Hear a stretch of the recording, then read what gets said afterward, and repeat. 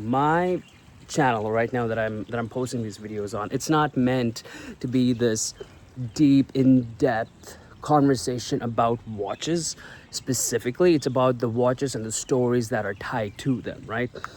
So, for example, I posted a couple of weeks ago about the Royal Oak and Swatch collaboration.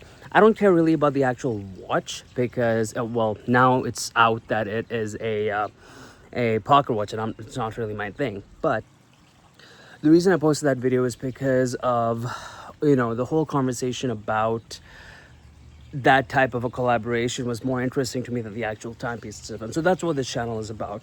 So forgive me if you click on this and you don't see a lot of watches. Hopefully I'm able to hold your attention up by telling the stories about whatever topic it is that I'm talking about for the week. All right, so today I'm going to keep this really quick and dirty. I'm starting to really appreciate the ease of these videos of just pulling up my front camera, recording my thoughts, and then posting it, and then, damn be anybody else who has any strong opinions on how I do this. All right.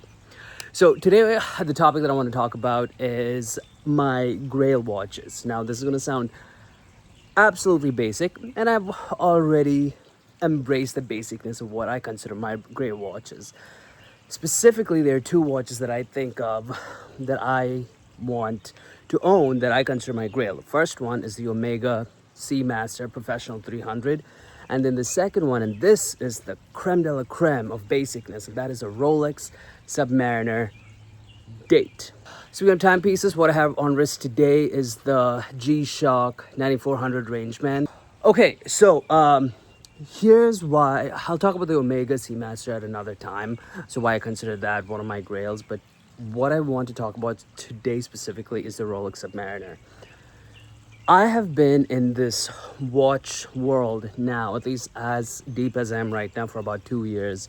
Started at the beginning of 2024. I've been wearing watches for about, 30 odd years. Okay, maybe closer to 25. I'm 32 right now. And in the whole time, even before I got into watches, the one watch brand that stood out to me was Rolex, and that's because of Rolex's marketing. I'll fully admit it. It is the height of exclusive marketing, right? It's about the brand name. It's about the fanciness of owning a Rolex. It's about what Rolex claims owning that is supposed to tell the world. I have fallen victim to all of that, and I fully admit it. But here's the thing, I actually believe that, right? For me personally, when I talk about wanting the Rolex, it's because whether Rolex is dictating it as a marketing thing, for me, I believe it. If I'm ever able to own a Submariner one day, for me, it is a symbol of having gotten to the point of life that I'm content with in terms of pursuit of something bigger, better. This might sound ignorant or naive. For me, that will be like the end goal. All right, being able to own a $10,000 or $11,000 watch. Now, I'm not talking about the white gold or the yellow gold. That is a different lifetime Grail ownership for me. That is if I win the lottery, if I'm making 7 figures, I will get one of those. But I'm talking realistically what I will purchase in this lifetime. And that is the Oyster Steel Rolex Submariner. I get it.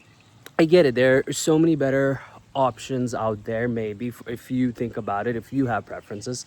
But for me, whether it's the culture that I grew up, where it's having a Rolex, that's what I want. There's something of having grown up in the 90s and in the early 2000s that I feel like even when I wasn't in the watch world, that's the one thing that has always stuck in my mind, is that I want to own a Rolex because I have achieved and completed something. And so that is why it remains my Grail watch. Look, I'm not afraid to admit it, because that's just who I am, and I'm trying to be honest over here about you and what my watch hopes and dreams are. Now, the other one that I said is the Omega Seamaster. I mean, the quick and dirty one is I grew up with the Pierce Brosnan and the Daniel Craig Bonds, and so I love those movies. And Omega, the Seamaster, is kind of their claim to fame started with Pierce Brosnan wearing that, and so That is why I want to own Omega Seamaster at some point. But anyway, like I said, this is a quick and dirty explanation as to why my pursuit of the Rolex Submariner has started. Once I've accepted that I can own a Rolex, and yeah.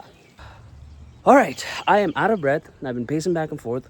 I hope you enjoy this video. If you like it, like, subscribe, all that good stuff. And then hopefully I have another topic for you next week.